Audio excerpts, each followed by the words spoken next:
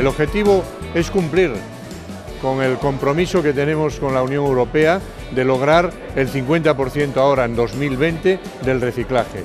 Para eso hay que difundir, para eso hay que dotar de conocimiento, decirle a los ciudadanos, darles la información que necesitan, estar aportando medios y recursos para lograr ese objetivo.